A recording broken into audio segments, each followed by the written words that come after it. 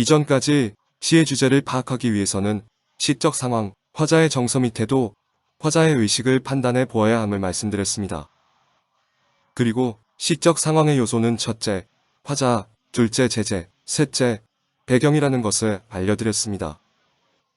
그리고 화자, 제재, 배경을 파악하기 위해 할 수 있는 질문의 사례도 말씀드렸습니다. 이런 생각을 통해 시인이 만든 특별한 시적 세계를 여러분의 머릿속에 만들 수 있습니다.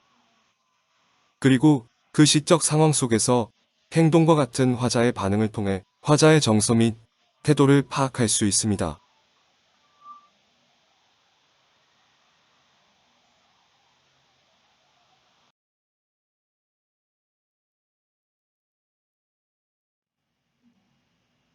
시의 주제를 파악하는 것은 숲을 보는 것으로 비유될 수 있습니다.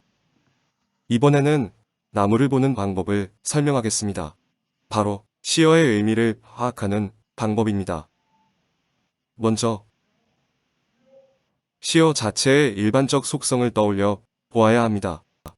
이 단계는 거의 자동적으로 일어나죠. 예를 들면 푸르다라고 하면 맑고 청정한 이미지가 떠오르고 어둡다고 하면 우울하거나 외롭거나 하는 이미지가 떠오르는 것입니다. 두 번째, 시어의 의미는 주제나 이해하여야 합니다. 시적 맥락 속에서 파악하라는 것은 시어의 앞이나 뒤의 말을 잘 살펴보라는 것입니다. 예를 보겠습니다. 이 예시에는 죽음은 향기로운 것이고 화자가 기꺼이 받아들이는 것이라 했습니다. 죽음이라고 해서 무조건 부정적이거나 회피의 대상이지는 않다는 것이죠. 그런데 자세히 보아도 의미가 떠오르지 않는 경우가 있을 겁니다. 그럴 때는 최소한 정말 최소한으로 긍정 의미인지 부정 의미인지 정도는 판단해 두어야 합니다. 이때 주로 긍정적 시어에는 동그라미 표시를, 부정적 시어에는 세모를 표시하기도 하죠. 그런데 이건 정말 최소한의 활동입니다. 시어를 긍정, 부정으로 나누었다고 시 해석을 다한 것이라 생각하면 안 됩니다.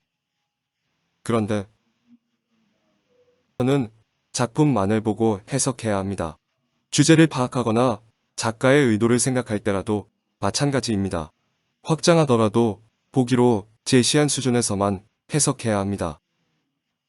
그럼 이제부터 실제 작품을 읽어보면서 설명하겠습니다.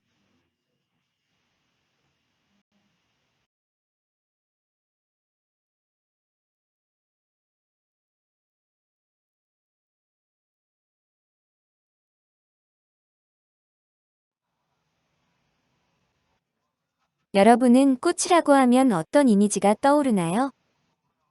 학생마다 조금씩 다를 거라 생각되는데요. 벚꽃의 화사하고 화려함을 떠올리기도, 금방 떨어져 버려 아쉬움을 느끼는 학생도 있을 것입니다. 여기서는 김소월님과 서정주님은 꽃으로 무엇을 전하려 했는지 생각해보면 좋겠습니다. 이제 김소월님의 진달래꽃과 서정주님의 국화 옆에서라는 작품을 보여드리겠습니다. 각각의 작품에서 꽃이 어떤 의미를 가지는지 생각해보세요.